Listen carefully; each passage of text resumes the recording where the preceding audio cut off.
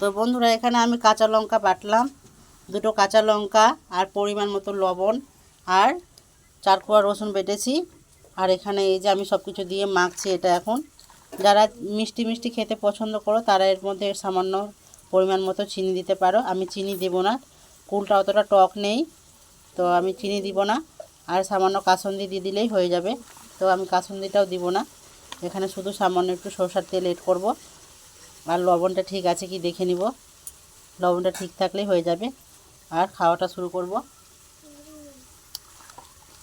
তো একটু লবণ লাগবে, এখানে লবণটা কম হয়েছে,